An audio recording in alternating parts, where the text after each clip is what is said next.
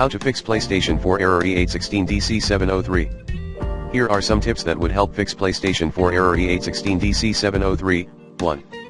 Restart your PS4, test your network settings later.